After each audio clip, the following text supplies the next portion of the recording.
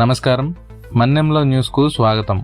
పోలవరం జిల్లా రంపచోడవరంలో డిఎస్సి 2025 అంశంపై చేపట్టిన రిలే నిరాహార దీక్షల్లో మాజీ ఎమ్మెల్యే నాగులపల్లి ధనలక్ష్మి పాల్గొన్నారు. ఈ సందర్భంగా ఆమె మాట్లాడుతూ డిఎస్సి 2025 నియామక ప్రక్రియపై సిబిఐ విచారణ చేపట్టాలని ప్రభుత్వాన్ని డిమాండ్ చేశారు. అలాగే విద్యాశాఖ మంత్రి నారా లోకేష్ తన పదవికి రాజీనామా చేయాలని కోరారు. డిఎస్సి 2025పై ఇటీవల రాజకీయ విమర్శలు, ఆరోపణలు కొనసాగుతున్న నేపథ్యంలో ఈ డిమాండ్లు చేశారు. ఇదే సందర్భంగా పెండింగ్లో ఉన్న ఫీజు రీయింబర్స్మెంట్ బకాయిలను వెంటనే విడుదల చేయాలని, ఎన్నికల హామీ ప్రకారం ప్రతి నిరుద్యోగికి నెలకు 3,000 రూపాయల నిరుద్యోగ భృతి అందించాలని రాష్ట్ర ప్రభుత్వాన్ని కోరారు. ఈరోజు రాష్ట్రంలో కూటమి ప్రభుత్వం అధికారంలోకి వచ్చినట్టు మనం చూస్తూ ఉంటుంటే, ఎన్నికల్లోకి రాకముందు సంపద సృష్టిస్తాము, సంక్షేమాన్ని అమలు చేస్తాము, నిరుద్యోగ భృతి ఇస్తాము, ఫీజు రీయింబర్స్మెంట్లన్నీ కూడా మీ గత ప్రభుత్వం కంటే కూడా బాగా ఇస్తామని చెప్పేసి ఏదైతే చెప్పారో 24 అధికారం తర్వాత ఈ రోజు మనం చూసుకుంటే 2.5 ఏళ్ళు అవుతున్నా కానీ ఈ రోజుకు కూడా నిరుద్యోగులకి నిరుద్యోగ భృతి అందనటువంటి పరిస్థితులు, సంక్షేమము ఏ పక్కన అందడం లేదు. అంతేకాకుండా రీసెంట్ గా ఏదైతే మేము గవర్నమెంట్ వచ్చిన తర్వాత సంవత్సరానికి 4 లక్షల రూపాయలు 4 లక్షల ఉద్యోగాలు తీస్తామని చెప్పేసి ఈ రోజుకి 2 సంవత్సరాలు అవుతున్నా కూడా 8 లక్షల ఉద్యోగాలు తీయాలి.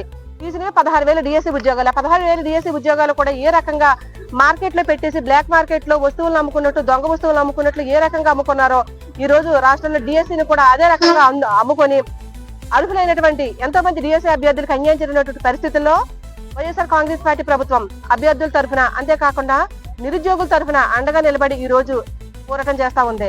అంతేకాకుండా గతంలో కూడా మనం ఒక సంవత్సరం వెనక్కి చూసుకుంటే ఏ సంక్షేమ పథకం అమలు చేయాలన్నా, అమ్మఒడి అమలు చేయాలన్నా, లేకపోతే ఇతర సంక్షేమ పథకం రైతు భరోసా అమలు చేయాలన్నా కూడా వైఎస్ఆర్ నాయకులు, వైఎస్ఆర్ కాంగ్రెస్ పార్టీ రోడ్డుకి ధర్నాలు చేసి, ర్యాలీలు చేసి, నిరసనలు చేస్తే తప్ప సంక్షేమ పథకాలు గతంలో అమలు చేయలేదు.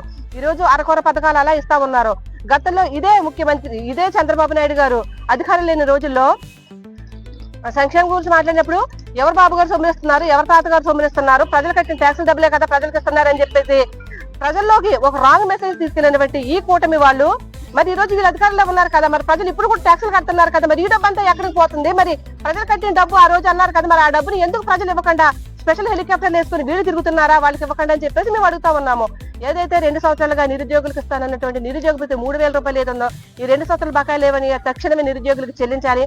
అంతేకాకుండా డిఎస్సీలో జరిగినటువంటి అవకతవకలకి బాధ్యత వహిస్తూ ఏదైతే మెరిట్ లిస్ట్ అవుట్ చేయకుండా ఏవైతే ఉద్యోగాలు మన నియామకాలు జరిగినాయో, ఏదైతే కేవలం ప్రొఫెషనల్ కోర్స్ సర్టిఫికెట్ లేకుండా యోగా సర్టిఫికెట్ పెట్టుకొని ఈ పీటీ ఉద్యోగాలు కానివ్వండి, లేకపోతే ఎస్జిటి ఉద్యోగాలు కానివ్వండి, లేకపోతే స్కూల్ అసిస్టెంట్లు కానివ్వండి, ఏవైతే ఫిల్ చేసి ఉన్నారో ఇవన్నిటికీ కూడా విద్యాశాఖ మంత్రి ఎవరైతే ఉన్నారో లోకేష్ గారు వీటన్నిటికీ బాధ్యత తీసుకుంటూ ఆయన రాజీనామా చేయాలని కూడా ఈ రోజు వైఎస్ఆర్ పార్టీ రాష్ట్ర వ్యాప్తంగా మా పార్టీ అధినేత జగన్మోహన్ రెడ్డి గారి ఆదేశాల మేరకు ఈ రోజు నిరాహార దీక్షలు చేయడం జరుగుతుంది. అంతేకాకుండా ఈ నెల 10వ తారీఖున రాష్ట్రంలోని అలాగే ప్రతి నియోజకవర్గంలో జరిగేటటువంటి ఈ భారీ ర్యాలీలో నిరుద్యోగ యువకులు, అలాగే డిఎస్సీలో మోసపోయిన అభ్యర్థులు, అలాగే ఇంకా యువకులు ఈ ఫీజు రీయింబర్స్మెంట్లు, స్కాలర్షిప్లు అందనటువంటి ఇలాంటి చదువుకునే విద్యార్థులు కూడా ఈ కార్యక్రమంలో పాల్గొని దీన్ని భారీ సక్సెస్ చేయాల్సిందిగా మేము పార్టీ నుంచి పిలుపునిస్తా ఉన్నామండి. ఈ నిరాహార దీక్ష కార్యక్రమంలో వైఎస్ఆర్ కాంగ్రెస్ పార్టీ నాయకులు, కార్యకర్తలు, నిరుద్యోగ యువతతో పాటు ప్రజలు పెద్ద సంఖ్యలో పాల్గొని తమ మద్దతు తెలిపారు. ఇలాంటి తాజా, విశ్వసనీయ స్థానిక వార్తల కోసం మన్నెంల న్యూస్ను సబ్స్క్రైబ్ చేయండి. ధన్యవాదాలు.